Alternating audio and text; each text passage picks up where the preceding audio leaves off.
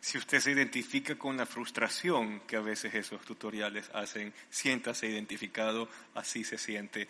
Y el punto es que cuando hablamos de Navidad hay un sinnúmero de temas que salen a colación, que las galletas, que el bastoncito, que el pesebre, que los adornos. Y lo peor de todo es que para usted y para mí se pueden convertir en uno de los meses más estresantes de todo el año.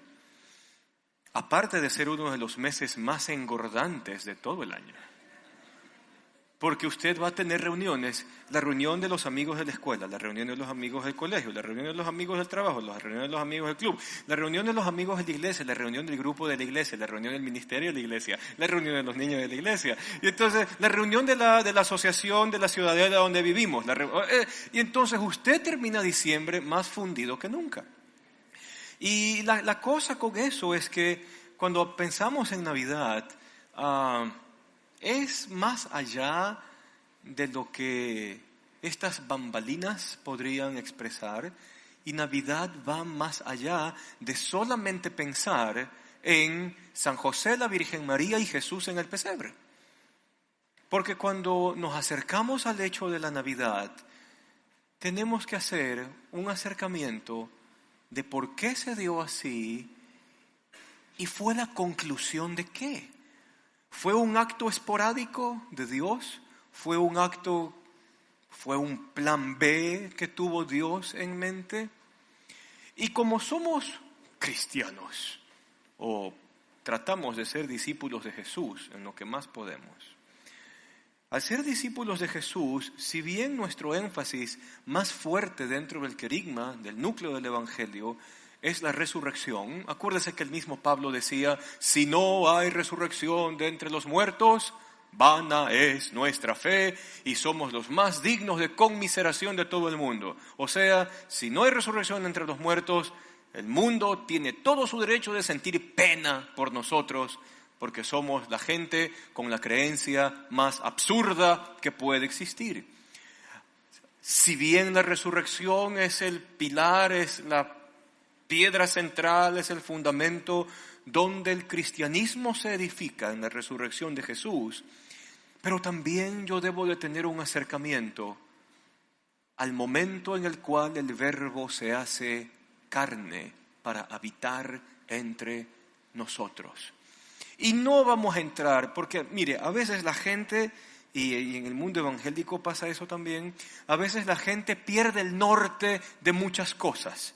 Entonces usted encontrará de que hay veces cristianos que se pelean porque Cristo no nació el 25 de diciembre, sino el 21 de septiembre. Otros abogan Cristo nace el 14 de abril. Y es una pelea. Ya, deténgase.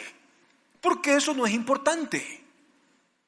Importante es el hecho de que el Verbo se hizo carne en razón de un plan que Dios comenzó y que lo llevó a cabo a la perfección a lo largo de la historia humana. Cuando nosotros vamos entonces a plantearnos el tema, ¿qué hay detrás de Navidad? ¿O qué hay detrás de Dios encarnado? ¿Qué hay detrás del nacimiento de Jesús?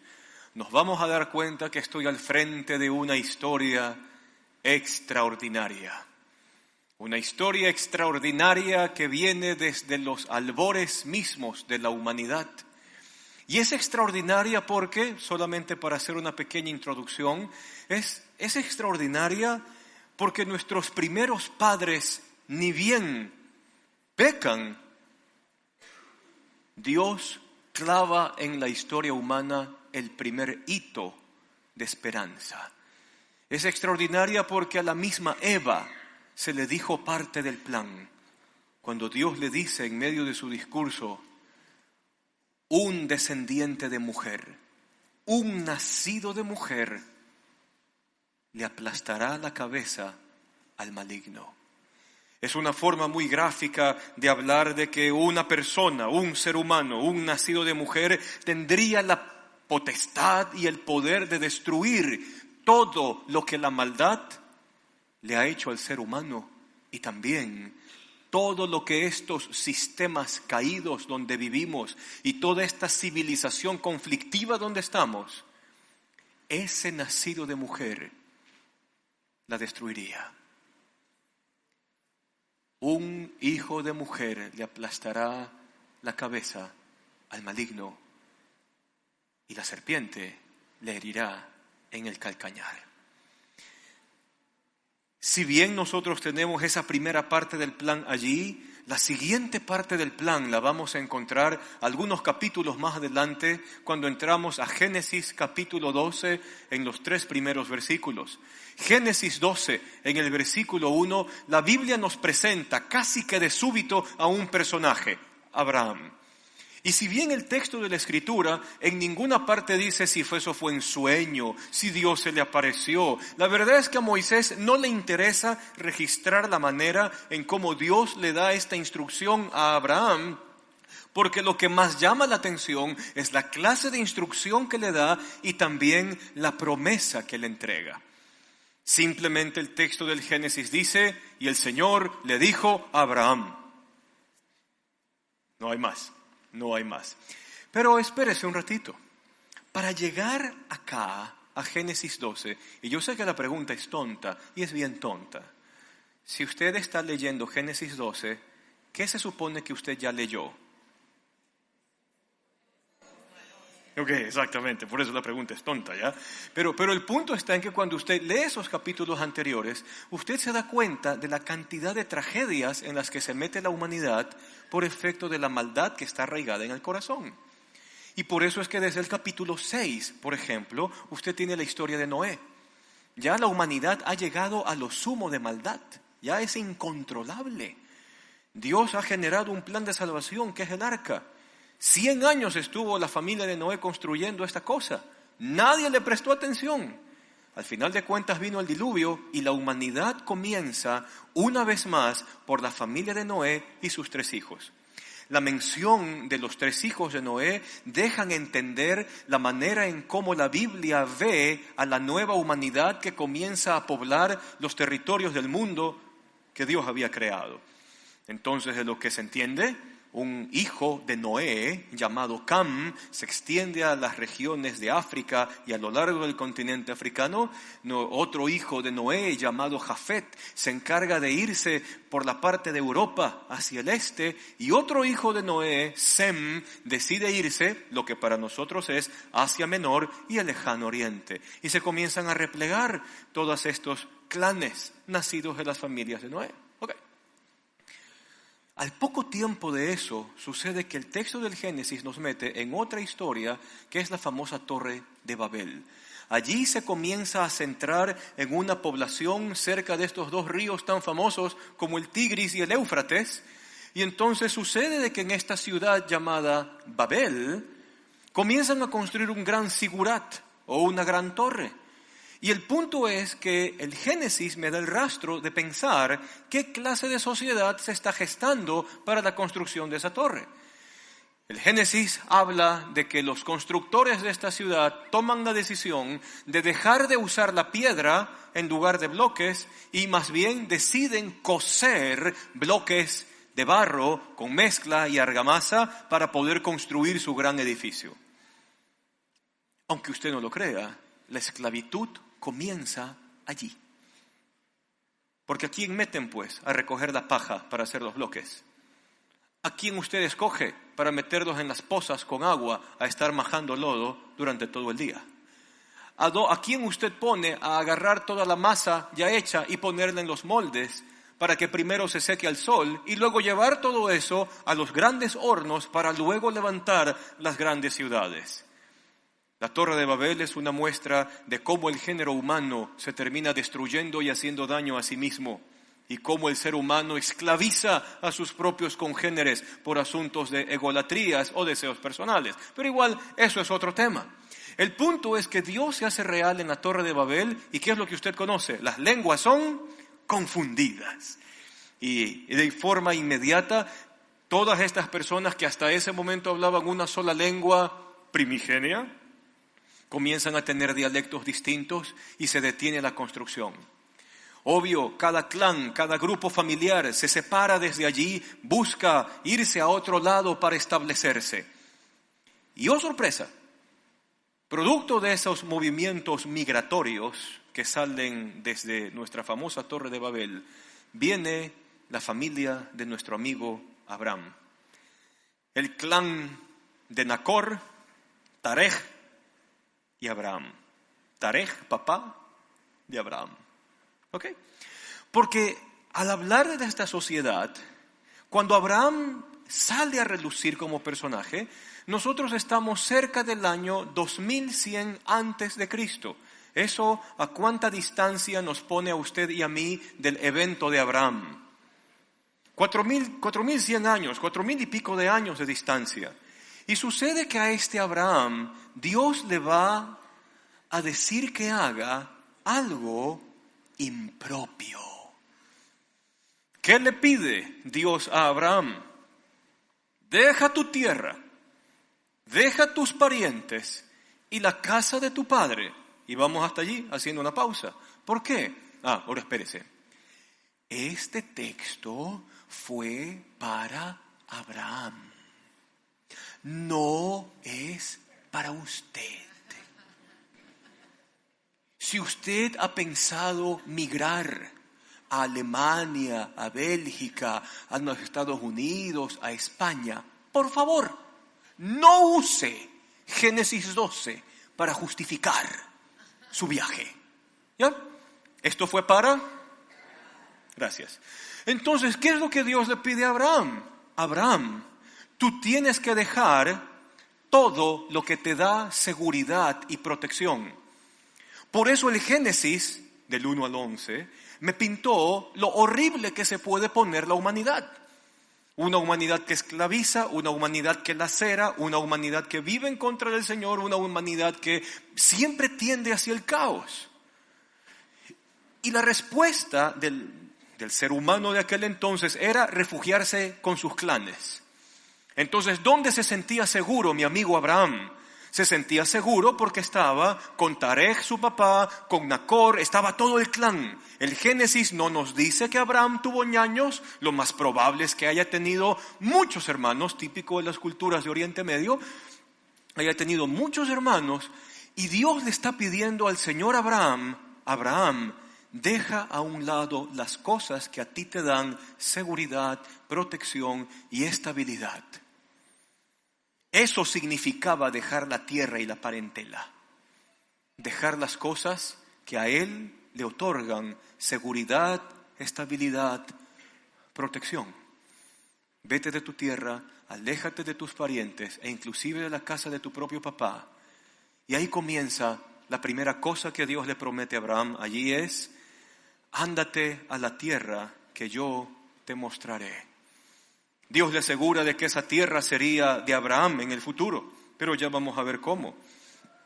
Verso 2, siguiente cosa que le dice Dios a Abraham, haré de ti una gran nación. Siguiente cosa inverosímil que se dice en este relato. ¿Por qué? Abraham es viejo.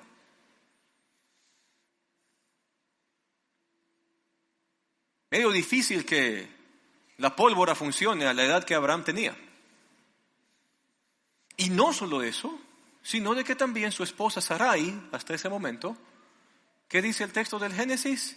Se le había terminado la costumbre de las mujeres. O sea, si buscaron tener hijos durante sus épocas de años mozos y de juventud, con fuerza y con todo, pues ni Sarai quedó embarazada, y ahora que ya está entradita en años, ya sobrevivió a la menopausia, ni siquiera menstrua, no hay periodo.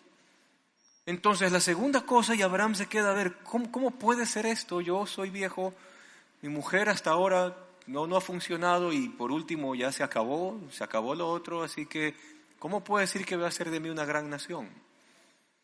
Segunda cosa inverosímil que Dios le dice a Abraham. Y la última cosa es que le da una bendición. Te voy a bendecir, voy a hacer famoso tu nombre. Siguiente parte del verso 2, haré de ti una nación grande y te bendeciré, haré famoso tu nombre, serás una bendición. Y el verso 3, bendeciré a los que te bendigan, maldeciré a los que te maldigan. ¿Cómo se lee esa promesa del verso 3? voy a estar contigo, como dirían los personajes en las novelas colombianas, palas que sea.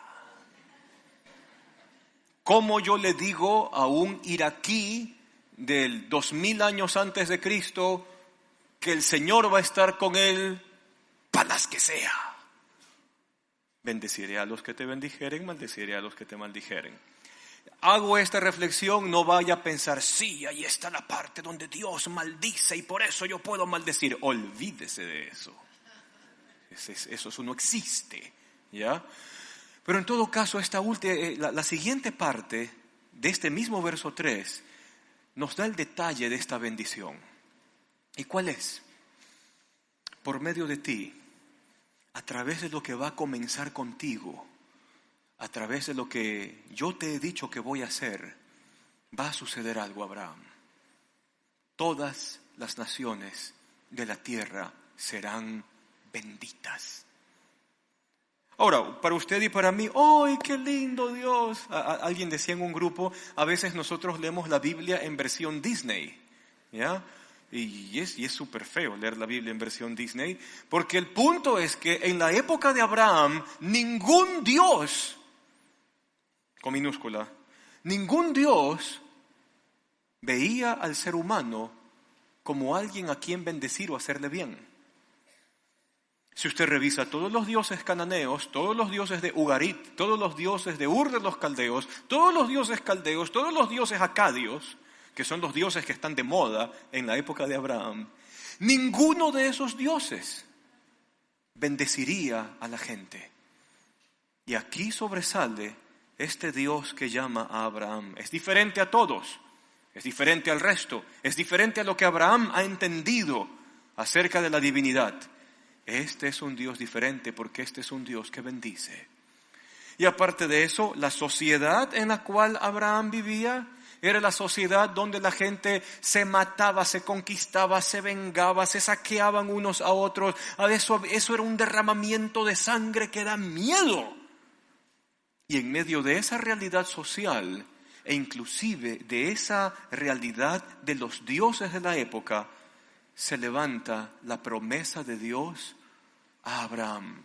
Y promesa que tiene mucho que ver con lo que Dios le había dicho a nuestra primera mamá al principio de la historia. Un nacido de mujer destruiría todo lo que el maligno le han causado a la humanidad. Entonces, cuando yo leo Génesis 12 del 1 al 3, como hemos hecho, puedo llegar a esta conclusión. Abraham terminó creyendo lo increíble.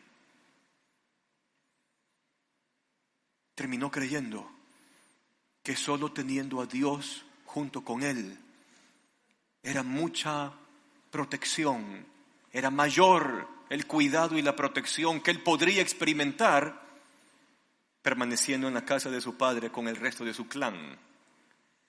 Comenzó a entender que con la compañía de este Dios, no importa que su mujer sea estéril, Dios puede concederle un hijo de un hombre viejo y de una mujer estéril que ya hacía años que no menstruaba.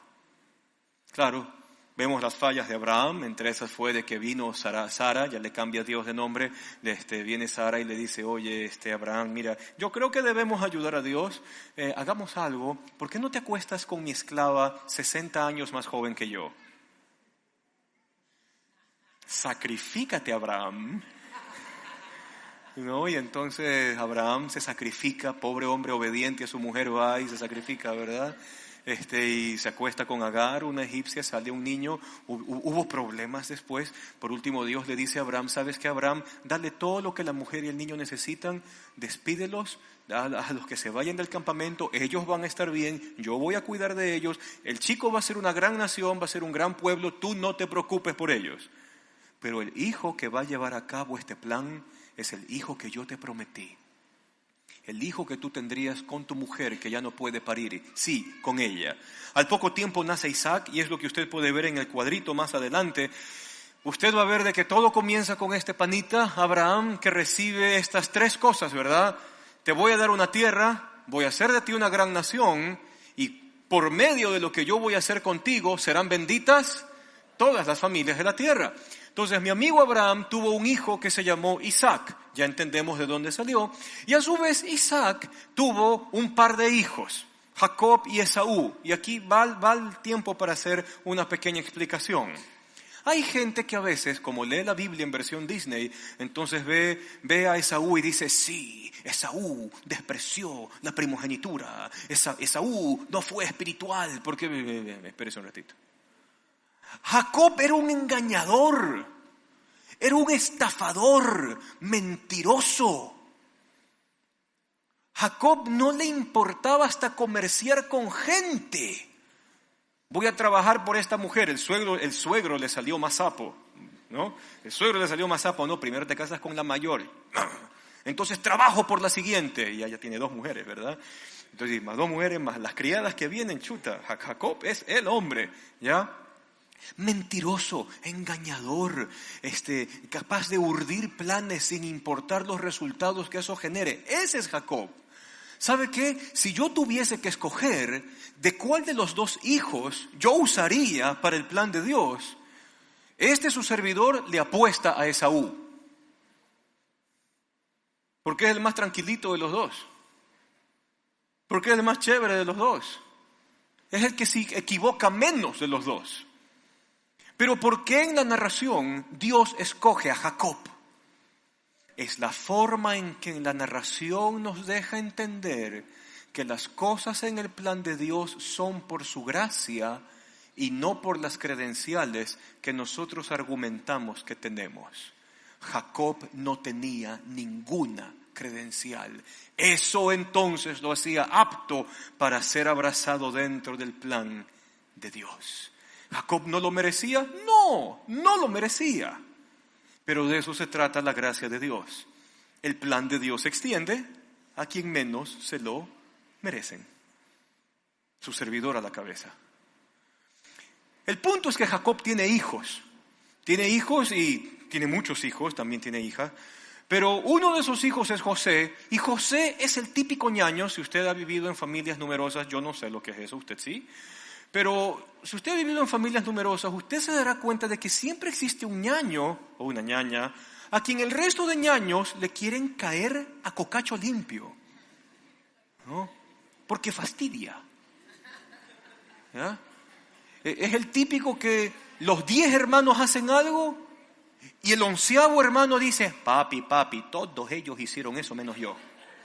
Ya, ese es José. O sea, José es arrogante, tiene sus momentos de arrogancia y hasta con sus propios padres, súper desubicado el muchacho, no se hace querer, pero los otros ñaños también decidieron ejecutar su venganza. Claro, usted vive en el siglo XXI, hoy la venganza entre ñaños es, hagamos un hueco en la tierra y llenémoslos con lodo, y cuando venga corriendo, le metemos el pie. Otra venganza puede ser, hagamos una guerra de comida y le echamos los huevos podridos. Eso es lo que hacemos en el siglo XXI. Le cuento cómo hacían lo mismo en esa época. Matemos a nuestro hermano. Matémoslo. Por ahí sale uno que es más buenito y dice, no lo matemos, hagamos plata con él. Ese es más pilas. Vendámoslo como esclavo. Lo vendemos. Nos dan 30 monedas, somos 10, 30 para 10, 3 monedotas de plata nos quedamos cada uno e hicimos buen negocio con nuestro ñaño. Y si papá nos hace problema, le decimos que vino un león y se lo comió, ya está. Sea como sea, José es vendido, José llega a Egipto, pasa las peripecias que pasa y en algún momento de su vida llega a ser el segundo después del faraón de aquella época. Y entonces José, estamos hablando cerca del año 1500, ¿sí? Antes de Cristo, desciende a Egipto con un sinnúmero, con 70 personas. Lo que había comenzado con un hombre, con José, cuando llegan a Egipto, suman 70. José le dice al faraón, mire faraón, mi papá está viejo, en la tierra hay hambre, mis ñaños han venido, yo los he perdonado, wow. Yo los he perdonado, pero necesito que ellos tengan una tierra donde poder crecer. ¿En serio, José? ¿Y para qué son buenos tus ñaños y tu familia? Toda nuestra familia es excelente con la industria agropecuaria. Vacas, ovejas, chivos, ese es nuestro cantar. Déjenos estar en la provincia de Gosén y nosotros haremos el bien que Egipto necesite. José, bienvenido. Venga para acá. A Egipto descienden cerca de 70 personas. Gracias a José, más el resto de sus ñaños que estaban por allí.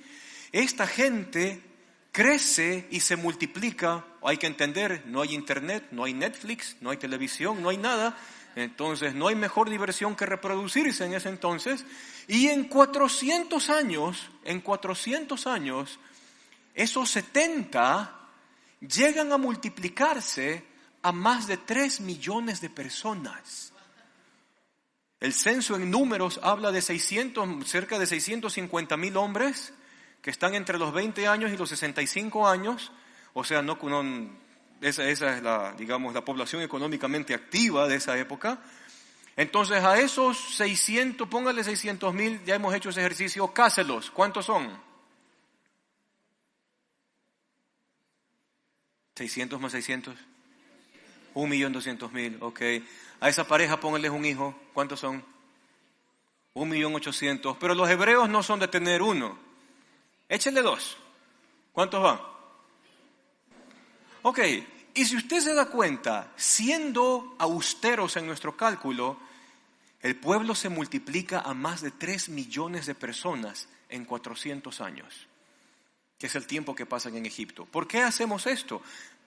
De verlo así, en el Ecuador apenas tenemos 198 años de independencia. Así es, ¿verdad? 24 de mayo de 1822. No, faltan. Claro, sí. Son menos. En todo caso, ellos pasan 400 años, el doble de nuestra época de independencia. Se han multiplicado así. Dios va cumpliendo su primera promesa. ¿Qué le dijo a Abraham? Haré de ti una gran nación. El pueblo ha crecido, necesita salir de allí porque Dios también le dijo a la tierra que yo te mostraré. Fue parte de la promesa. Entonces Dios levanta a un caudillo llamado Moisés. Entonces Moisés va, es llamado por Dios, va donde el faraón y Moisés le dice al faraón, faraón, deja ir a mi pueblo, así dice el Señor, para que vaya y me sirva. Muy bien, entonces el faraón dice, a ver Moisés, tu Dios, ¿dónde está su estatua? Aquí tú tienes la estatua de Anubis, Horus, Osiris, Sekhmet, Bastet. Y le presenta toda la galería de los dioses egipcios. ¿Cuál es la imagen de tu Dios para que le vea? No hay imagen que pueda describir a nuestro Dios. Menos. Ni creas que voy a dejar salir. No puedo ver ni a tu Dios. Vienes tú vestido así y me dices que dejes salir al pueblo. Estás mal. Dios se toma 10 plagas para quebrarle el orgullo al faraón y dejar salir al pueblo de Israel. El pueblo de Israel sale, se asienta en Canaán después de haber dado 40 vueltas en 40 años en el desierto hasta que la generación... porque este es otro tema. Los israelitas eran ingobernables. Está Moisés al frente, Moisés, queja, muere Moisés. Está Josué al frente, Josué, siempre problemas. Se acaba Josué, vienen los jueces. Juez tal, nunca se sometían, nunca se comportaban bien, nunca hacían nada bien. Ese era el pueblo de Israel. Nos parecemos, ¿verdad? Que somos igualitos. Somos ingobernables. Y lo peor es que a veces nos gozamos de eso. Yo soy ingobernable. ¡Qué bestia! Ok, los israelitas eran igual. El punto es que Moisés los hace atravesar, los presenta ya a la tierra de Canaán, Josué los mete en la tierra de Canaán, Israel ya se asienta, tienen un periodo, del periodo de los jueces, están los jueces allí gobernando, poniendo en orden, castigando, defendiendo. ¡Uf! ¡Qué trabajo! Viene el último juez, Samuel. Entonces con Samuel el pueblo dice: Samuel, queremos que hagas algo. ¿Qué cosa, pueblo? Queremos tener un rey. Ustedes están locos. ¿Por qué quieren un rey? Para ser como las demás naciones. Ahí sí, los ecuatorianos somos igualitos a ellos. Copiamos todo. Entonces, quieren un rey. Espérense un ratito. El rey va a llamar a sus hijos para sus ejércitos y las levas militares. El rey se va a llevar a sus hijas guapas y se las va a hacer perfumistas que atiendan en la corte. Y si al rey se le antoja ser mujeriego, va a agarrar de sus hijas para hacer las partes de su harén. Eso quieren, eso queremos. Se parecen a nosotros. Terminamos queriendo lo que más nos hace daño. Terrible. Sin embargo, Dios dice: está bien, quieren rey, dales rey. Viene Saúl, primer rey de Israel, no hace las cosas como debe. Saúl termina a un lado. Viene un segundo rey que es David, de la tribu de Judá. Judá fue el hermano de José que pensó en matarlo. ¿Ya? David es ungido como rey, y por si acaso David nunca fue, otra vez, leemos la Biblia versión Disney, David no es tanto como las comiquitas nos lo pintan. Porque sucede que David, es el héroe juvenil, mata a Goliat, lindo, bello y precioso, pero este muchacho crece. Y con el tiempo comienza a ofrecer sus servicios de matón al rey que le pague más. Entonces, si el rey tal tenía tal enemigo, toma David la plata, mátame a este. David tenía su pandilla, iba... Ese es David. David con Saúl. Sí que te quieres casar con mi hija, la típica de los padres, ¿no? Te quieres casar con mi hija. Muy bien, para mi hija tienes que traer el prepucio de 100 filisteos. ¿Si usted se imagina lo que es eso? Matar 100 hombres y después de eso levantarle la ropa interior y meter la cosa esa en una funda. David no hace 100, David hace 200. Ese es David. David es el que cuando se casa dice: quiero esta mujer. Y por último dice: quiero una mujer casada. Y se acuesta con la mujer casada, la embaraza, hace todo el plan, ¿verdad? Haz que tu marido venga y se acueste contigo. El marido, cero que ver, ni siquiera la toca. ¿Qué hacemos? Fácil, mujer, matamos a tu marido. Y yo quedo como héroe porque recibo a la pobre mujer viuda que ha quedado embarazada del último hijo de quien en vida fue el oficial Urías. Ese es David. Pero sin embargo, acuérdese, la narración está diseñada para entender que el plan de Dios está para quienes menos lo merecen. Y David tenía algo interesante. En medio de este conocer a Dios comenzó a entender y comenzó a cambiar, al punto de que cada vez que David metía por allí las de andar, corría delante de Dios a decirle: Señor, perdóname. Sí, pequé contra ti, Señor, perdóname, cámbiame. Ese es David, el que se equivoca y corre delante de Dios para que Dios le enseñe a obrar de la forma correcta.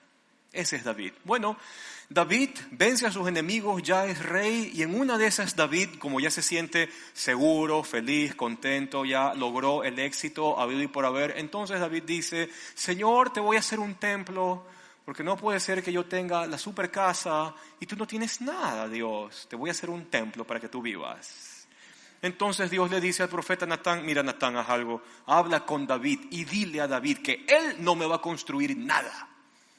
Por último, que su hijo lo haga, pero él no me va a construir nada. Y dile a David algo: que soy yo el que va a edificar la casa de él, porque un descendiente de David será rey, pero un rey que va a reinar para siempre.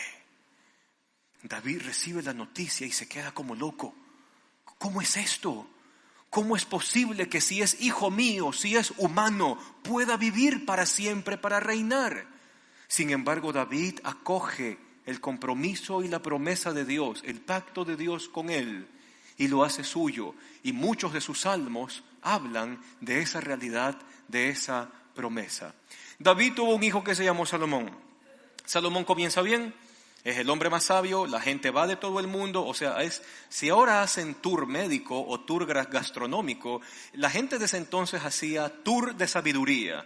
Es decir, tienes que visitar Jerusalén. En ningún lugar vas a escuchar la mejor sabiduría que la que dice Salomón. Y muchos reyes y reinas viajaban solo para estar en la sala de juicio, en la sala del trono, donde Salomón juzgaba, porque había sabiduría. Desgraciadamente, nuestro amigo Salomón no salió mujeriego. Y el punto con Salomón es que nunca volvía al Señor para ponerse a cuentas. 300 princesas, 700 concubinas. ¿Cómo hacía? B220. No sé, las mandrágoras en ese entonces era como el Viagra de nuestros días. No tengo idea. Pero este Salomón que hizo todo lo que hizo sin volver al Señor, cegó sus ojos por toda la cantidad de ídolos que las mujeres con quien él se casaba tenían. Salomón tuvo un hijo y es de esperarse, un hijo que se cría bajo esas condiciones familiares no sale tan sabio, y nuestro amigo Roboam es un amigo que comete un gran error político, sume al pueblo con impuestos y los tiene hasta el cuello. Hay una división civil, el pueblo reaccionó, 10 tribus se fueron al norte, 10 tribus se fueron al sur y tengo el reino dividido de Israel. Se dividió. Y el punto es que para el año 720 a.C., las 10 tribus del norte fueron cautivas por una nueva potencia que se levantaba, que era Asiria. Crueles como ellos, ninguno. Los asirios barren con las 10 tribus del norte, los mezclan hasta que desaparecen del mapa. Y solo quedan 2 tribus al sur, Judá y Benjamín. Vienen los babilonios, se los llevan también por un lado, por otro lado. Y comienza una montaña rusa de gobiernos. Caen los babilonios, se levantan los persas. Caen los persas, se levantan los griegos. Caen los griegos y los reinos que luego surgieron después de Alejandro Magno, y surge Roma. Y cada uno de esos imperios podría decirle a los judíos: oigan, judíos, ustedes tienen un Dios que no se puede ver. Su Dios no tiene estatua. Probablemente los babilonios podrían decir: esta es la estatua de Moloch, contémplenla. Esta es la estatua de Acera, contémplenla. ¿Dónde está su Dios, hebreos? Nuestro Dios no tiene imágenes. Su Dios no vale. Porque por último ustedes están siendo humillados por nuestros dioses. Cae Babilonia, viene Persia. Entonces los reyes persas, como para hacerle un poquito al teatro: nuestros dioses nos han dado la victoria. Aquí está Ahura Mazda y este es nuestro profeta Zoroastro. Por las enseñanzas de nuestros dioses hemos conquistado el mundo. Judíos, ¿dónde están sus dioses? Nuestro Dios no tiene imagen. Nuestro Dios no tiene estatua. ¡Oh! Su Dios es perdedor, porque nuestros dioses conquistaron a su pueblo. Yahvé está por debajo de nuestros dioses. Alejandro, griego. Zeus nos ha dado la victoria. Ares nos ha concedido la victoria militar. Judíos, ¿dónde están sus dioses? Nuestros dioses no tienen estatua. Oh, qué pena, nuestros dioses son mayores que los suyos porque ustedes son los conquistados. Termina el imperio de Alejandro Magno, viene Roma, pero ya vamos a hablar de Roma después. Israel experimenta una catástrofe después del reino dividido entre gobierno y gobierno. Y es en esos periodos donde los profetas comienzan a escribir. Y un profeta que es muy especial, es el profeta Isaías, escribe en el capítulo 49 una realidad interesante. Léalo conmigo. Dice: yo te pongo ahora como luz para las naciones, a fin de que lleves mi salvación hasta los confines de la tierra. Pero el punto es: a ver, espérate, Isaías, pero tú estás escribiendo eso y el pueblo de Israel nunca ha brillado entre nadie. El pueblo de Israel nunca se comportó como debía. Isaías, ¿de quién te estás refiriendo? ¿De quién estás hablando? Y eso va a quedar con unos grandes puntos suspensivos. Malaquías, otro caso, Malaquías 1. Por favor, no vaya a pensar que Malaquías trata acerca de plata. Hay gente que desgraciadamente le han mal acostumbrado a pensar que Malaquías solamente habla de diezmos, ofrendas y dinero. ¿Sabe qué? El final de Malaquías habla de una cosa completamente diferente. De un Dios que interviene en la historia y que hace volver el corazón de los padres a los hijos, que es la forma en que en la escritura de Malaquías se habla de un arrepentimiento colectivo, de una nueva realidad humana que comienza más que plata o dinero. ¿Okay? Pero es nuestro amigo Malaquías el que pone esto en papel y lápiz y dice: porque desde donde sale el sol hasta donde se pone, grande es mi nombre entre las naciones. Y otra vez los judíos habrían dicho: Malaquías, pero tú escribes eso e Israel no pasa de ese puñado de judíos que está aplastado bajo el imperio de Alejandro. Malaquías, tú escribes eso, pero Israel no ha logrado sobreponerse de lo que fue la conquista de los babilonios. Y probablemente los que leían eso más adelante decían: Malaquías, ¿por qué escribes eso si Roma está a las puertas de la ciudad para conquistarnos? Y fíjese más adelante, porque Malaquías cierra este capítulo con esto: así hasta donde se pone grande es mi nombre entre las naciones, en todo lugar se ofrece incienso y ofrendas puras a mi nombre, porque grande es mi nombre entre las naciones, dice el Señor Todopoderoso. Y otra vez los lectores habrían pensado: ¿a quién estás describiendo, Malaquías? Porque ese pueblo no somos nosotros hasta el día de hoy. ¡Oh, sorpresa! Ahora sí, nos conectamos otra vez con Roma. Pompeyo Magno aplasta Jerusalén en el año 63 antes de Cristo. Y el pueblo judío entra a una nueva etapa con un triunvirato. Está Pompeyo, está Marco Craso, está Julio César. No el hermano que actuó, el emperador. ¿Ya? Y está Julio César. Y es entonces,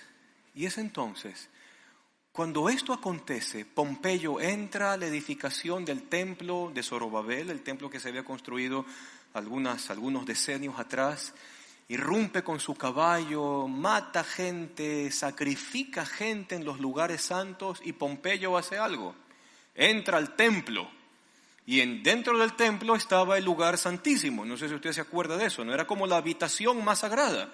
Porque Pompeyo quería encontrar la imagen del Dios del pueblo al cual había conquistado. Y oh sorpresa, ¿qué encuentra allá adentro en la caja? No encuentra ninguna imagen. Y entonces Pompeyo más o menos les escupe a los judíos en la cara más o menos, ¿dónde está su Dios? Otra vez, los dioses romanos son superiores al Dios de los judíos porque nosotros hemos conquistado y no tienen estatua para su Dios. Qué catastrófico. Podríamos ir de forma sucinta con esto.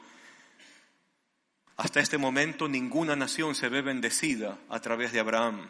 ¿Se ve o no se ve? No se ve. El panorama es tétrico, es sin esperanza y es horrible. Siguiente cosa que podríamos decir de forma breve: Israel no es luz, no es ninguna luz para los gentiles. No vivió lo que tenía que hacer o vivir. Y hasta este momento, este Dios que se reveló a este pueblo no es adorado en ninguna parte del mundo, solamente entre ellos, solamente entre los judíos. Pero Dios permitió que todo esto se lleve a cabo, porque ¿qué pasó 63 años después de que Pompeyo pisoteó Jerusalén con el lábaro del imperio a un lado? Gálatas 4:4 dice en términos de Pablo, es una frase hermosa porque dice allí: cuando vino el cumplimiento del tiempo, cuando Dios vio que el reloj en la precisión de las eras y de los tiempos que Él tiene, clic, el segundero está en cero otra vez. Cuando vino el cumplimiento del tiempo, dice Pablo, nació Jesús, nacido de mujer, nacido bajo la ley. La promesa de Génesis a nuestra primera mamá se había cumplido. Un nacido de mujer. Y los relatos de los evangelios apoyan eso. Lucas 1, 26 y 27 dice: a los 6 meses Dios envió al ángel Gabriel a Nazaret, al pueblo de Galilea, para visitar ¿a quién? A una joven virgen comprometida para casarse con un hombre que se llamaba José, descendiente ¿de quién? Y la virgen se llamaba. Y sucede que Mateo y Lucas nos entregan 2 genealogías donde la una es pertinente para José y la otra es pertinente para María, y sucede que los 2 son descendientes de David. Entonces no es solamente, es la Virgen María, esa es la versión Disney de la Navidad. Es María, descendiente de David. Es José, descendiente de David. Es Jesús, el Hijo de David, el rey que reinaría para siempre. Siguiente verso: el ángel se acercó a ella y le dijo: te saludo, tú que has recibido el favor del Señor, el Señor está contigo. Obvio, está viendo un ángel. María está aterrada. No tengas miedo, María. Dios te ha concedido su favor, le dijo el ángel. Quedarás encinta, darás a luz un niño y le pondrás por nombre. Él será un gran hombre, dicen los versos siguientes, y lo llamarás Hijo del Altísimo. Dios el Señor le dará el trono de su padre. Jesús es la promesa cumplida hecha a David 1000 años atrás. Y reinará sobre el pueblo de Jacob para siempre. Y la última parte de este texto dice: y su reino no tendrá fin. Y oh sorpresa, viene Jesús, crece Jesús, escoge a 12 Jesús. Uno se mata, luego lo reemplazan. Escoge a 12 Jesús. Y estos 12 comienzan a meterse en todas las naciones de la tierra. Ahora ha llegado el tiempo en que la última parte de la promesa a Abraham, ¿cuál quedaba? Bendecir a todas las familias de la tierra, se ha cumplido. El Evangelio, la buena noticia que anuncia Jesús y que trae el Verbo encarnado, ahora esto es proclamado en todas las naciones. Y ahora, ¿cuál es el Israel que es luz para las naciones? La iglesia. Y es por eso que los apóstoles llaman a la iglesia el nuevo Israel, el Israel de Dios, el pueblo de Dios, el linaje escogido de Dios. Y lo más lindo es que en esa descripción usted y yo entramos, porque somos parte de las naciones a quien esta buena noticia ha corrido. Se ha cumplido. El Dios al cual los judíos siguieron, aunque no lo entendieron, ahora es adorado por todo el mundo. Zeus, Júpiter, Moloch, Osiris, Anubis son parte de la mitología. Y ahora es el Dios que se hizo carne, el mismo Jesús, el que es adorado en las naciones de la tierra y cuyo evangelio se sigue propagando por todas partes. ¿Qué celebra usted en Navidad? No mire la Navidad como la Navidad según Disney. Comience a ver la Navidad como el cumplimiento del plan de Dios. No solo celebramos que el Verbo se hizo carne, celebramos que Dios cumplió milimétricamente su plan a lo largo de la historia humana con un único fin: abrazar a todas las familias de la tierra para hacerles bien. ¿Quién necesita la Navidad? La necesito yo, la necesita usted, pero también los que usted conoce y necesitan tener esperanza en medio de este mundo loco, chiflado y sangriento en el que nos toca vivir. Solo Cristo le da sentido a las tragedias humanas. Solo Cristo le da sentido a lo que nos toca vivir. La necesidad la tenemos todos en esta Navidad. Así que lo invito el próximo domingo a continuar acompañándonos con esta serie. Nos hemos comido todo el Antiguo Testamento en un ratito. Vamos a orar allí donde usted está. Cierre sus ojitos y en medio de su oración poder de decir al Señor: Señor, mi vida es como este Israel ingobernable, loco, rebelde. Mi vida se parece a esos imperios que suben y bajan con sus dioses y sus creencias. Mi vida se parece a este mundo caótico, sangriento, desquiciante en el que nos toca vivir. Pero si Navidad habla de que tu plan está por encima de la historia, si la Navidad habla de que tu intervención generó una bendición que bendice a todos, necesito que ese Cristo se haga real en mi corazón, oh Dios. El primero que necesita Navidad soy yo. Así que te pido, Señor, que traigas esa buena noticia a nuestro corazón.